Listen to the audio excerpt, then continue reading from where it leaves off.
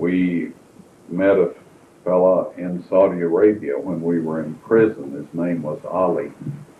And this person was very concerned about our well-being and tried everything that he could to make our stay more comfortable. And probably by doing that, he saved our lives.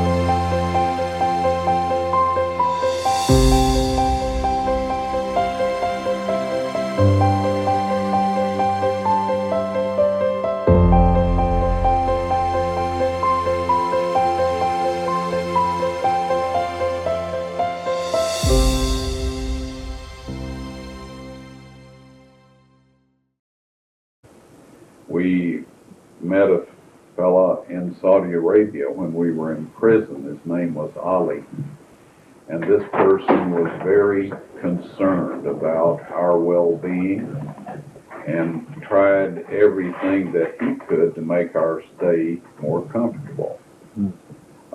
And probably by doing that, he saved our lives. And one of my sons, my youngest son, is, shall we say, at that time he was rather impatient. And after we had been there for 2 months or so, and it, we could not see the light at the end of the tunnel. We were held incommunicado. We couldn't communicate with the embassy or anything. He told me one day, he says that I'm going to get permission to go to the bathroom, and this was one of the things we had to do, and they would open our bars and let us go to the bathroom and accompany us there. He said, I'm going to start running and run as far as I can, until they kill me, because he just couldn't handle this confinement anymore. Well, of course, that was not a pleasant thought to me. No. And so I told them that if he did that he'd be killed and the rest of us would never get out of there alive, because then they would have to give a reason, whether it were true or not, of why he was killed, and we'd all be in the same situation, so we'd never get out of there alive because we could tell what really happened. And I said, how about we plan an escape carefully and give ourselves at least a chance to survive the attempt instead of just making a run for it. And so he agreed to that, and this Ollie was in charge of taking our trash out.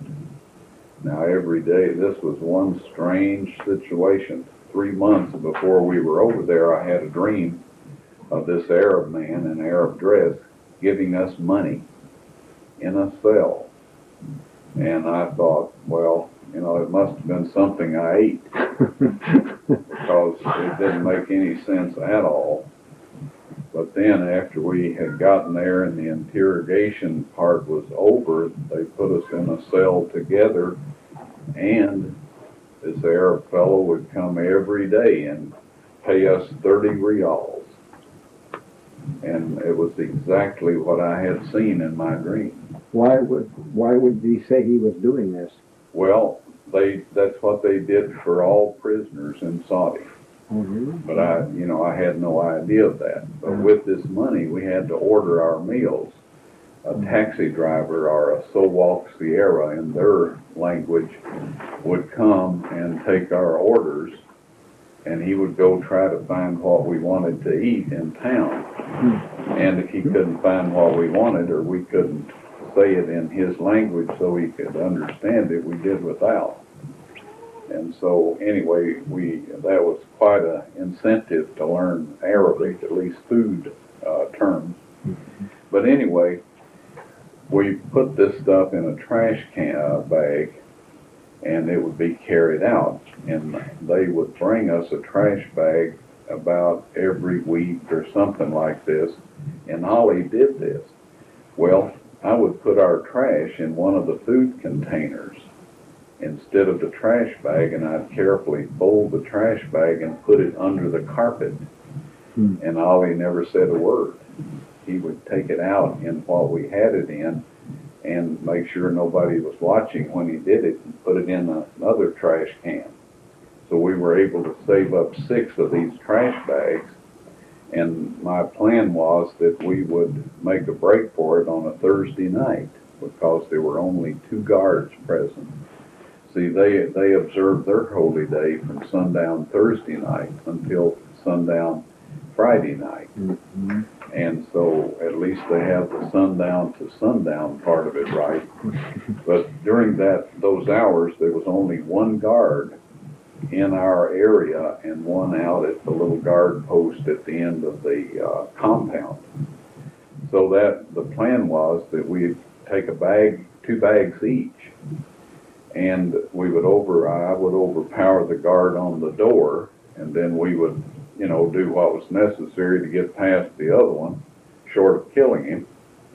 And instead of going towards Jordan, which is the closest way out and the most obvious way to go, we would go south in the opposite direction. And then at night, we would take these trash bags and catch them full of air and tie the tops together and put them under our arms as kind of water wing type thing, to assist us in our flotation and attempt to swim the 8 miles across to Egypt, because there was UN forces over there, and specifically American Marine. So anyway, we decided that the next Thursday night was when we would do that. And Thursday night came, and the guard on the door was Ollie. Wow. It'd been so nice to us. I just looked at the boys, and wasn't safe to verbalize too much in there. And I had written them notes about the plan and wadded them up and put them in the trash. I knew Ollie would just make sure it all got thrown away. He tried to smuggle newspapers in, and stuff for us to read. But they always, shall we say, there was some other folks that weren't quite that nice. But anyway, when I looked at them, they said, no, we don't want to hurt Ollie.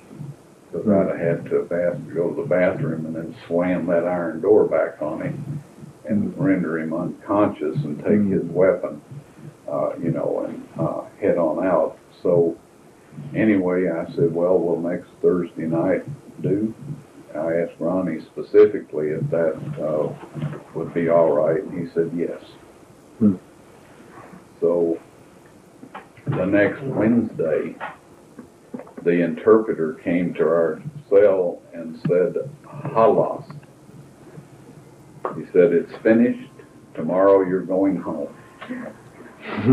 Wow, amen. Yeah, the possibility of us actually being able to escape and swim across there, that place has a lot of sharks and stuff, was very, very slim. And if we had attempted it, I don't think any of us would have survived, to get away.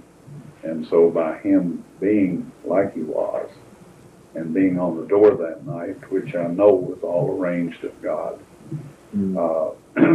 we survived that experience. And the point is this: I expect to see Ali in heaven.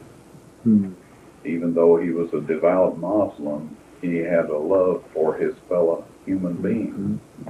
And Christ says that in the judgment, God will put the sheep on his right hand and the goat on his left. And it says that basically we're judged on how we treated our fellow human beings. And Ali was right up there at the top when it comes to reflecting the character of God. Okay.